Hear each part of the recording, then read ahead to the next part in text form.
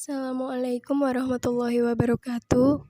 Saya Ayusa Dewi Rahmawati, NIM 202111026 dari kelompok 5 akan mempresentasikan tentang munasabah Al-Quran. Pengertian munasabah. Secara harfiah, kata munasabah merupakan perhubungan, pertalian, pertautan, persesuaian, kecocokan, dan kepantasan. Kata al-munasabah adalah persamaan muradif dengan kata al-muqarabah dan al-musyakalah yang masing-masing berarti berdekatan dan persamaan. Di antara contoh kata al-munasabah dalam konteks pengertian ini ialah munasabah ilat hukum.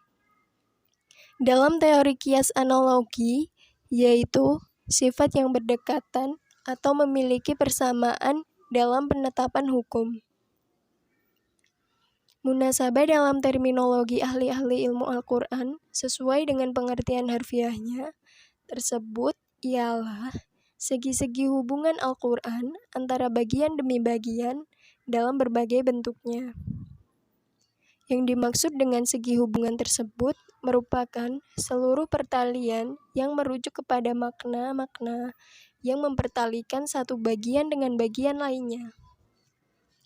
Sedangkan yang dimaksud dengan bagian demi bagian ialah misalnya antar kata dengan antar kata, antar kalimat dengan antar kalimat, antar ayat dengan antar ayat, antar awal surat dengan akhir surat, antar surat yang satu dengan surat yang lainnya, dan seterusnya sampai benar-benar tergambar bahwa Al-Quran merupakan satu kesatuan yang utuh dan menyeluruh. Menurut Az-Zarkashi, munasabah adalah suatu perkara yang dapat dipahami oleh akal. Tatkala dihadapkan kepada akal, pasti akal itu akan menerimanya. Menurut Al-Biqai, munasabah adalah suatu ilmu yang mencoba mengetahui alasan-alasan di balik susunan atau urutan bagian-bagian Al-Quran, baik dengan ayat ataupun surat dengan surat. Menurut Ibnu Al-Arabi, munasabah adalah keterikatan ayat-ayat Al-Quran sehingga seolah-olah merupakan satu ungkapan yang memiliki satu kesatuan, makna, dan keteraturan redaksi. Kemudian, fungsi atau peran dan kegunaan ilmu munasabah serta kemungkinan pengembangannya. Beberapa ahli ulumul Quran menjuluki ilmu munasabah dengan beberapa julukan.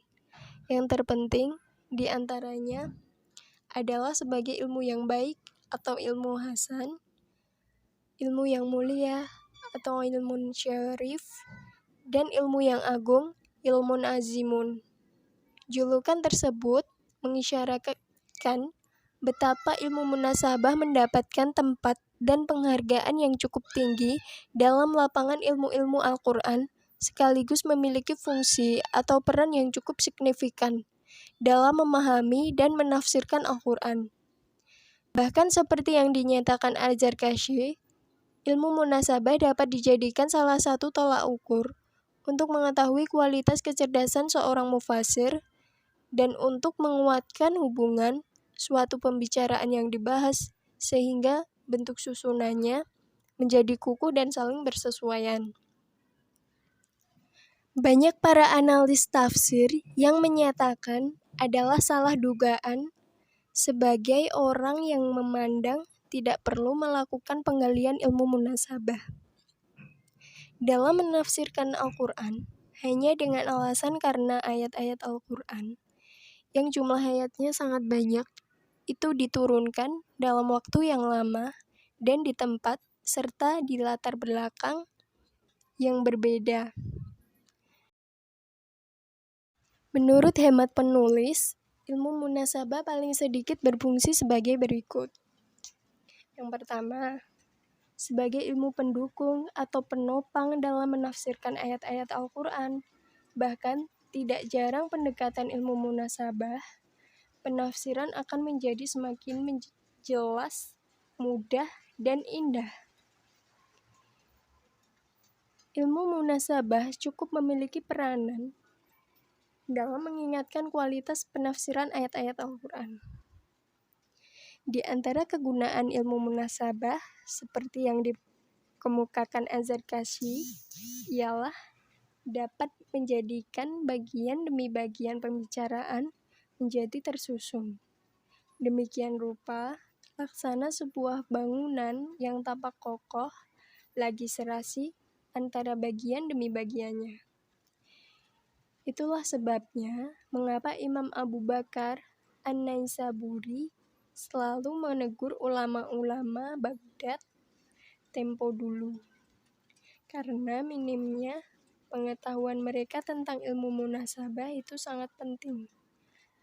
Suatu hal yang pantas diingatkan adalah pekerjaan mencari hubungan antara sama ayat Al-Quran memang bukan merupakan perkara yang mudah, yang dapat dilakukan oleh sembarang orang. Menelusuri munasabah Al-Quran, bagian demi bagian, merupakan pekerjaan yang benar-benar menuntut ketekunan dan kesabaran seseorang. Bahkan bisa jadi hanya mungkin dilakukan manakala orang yang bersangkutan memang sungguh-sungguh mempunyai gairah atau girah untuk itu. Maka mudah dipahami jika kenyataan memang menunjukkan bahwa tidak begitu banyak mufasir yang melibatkan ilmu munasabah dalam memaparkan penafsiran Al-Quran, termasuk di dalam para ahli tafsir kontemporer sekalipun. Berlainan dengan ilmu asbabin nuzul yang digolongkan ke dalam ilmu simai, maka bersifat nakli atau periwayatan. Ilmu munasabah tergolong ke dalam kelompok ilmu ijtihad dan bersifat penalaran sebagai ilmu ijtihadi. Ilmu munasabah tentu menjadi peluang yang sangat memadai untuk dikembangkan, memperkaya dan memperkuat penafsiran Al-Quran. Caranya dengan terus-menerus mencari hubungan antara ayat Al-Quran dari berbagai aspeknya. Dalam penelusuran munasabah ayat Al-Quran, siapapun pasti membutuhkan bantuan ilmu asbabin nuzul dan ilmu maki wal madani. Sekian dari saya. Wassalamualaikum warahmatullahi wabarakatuh.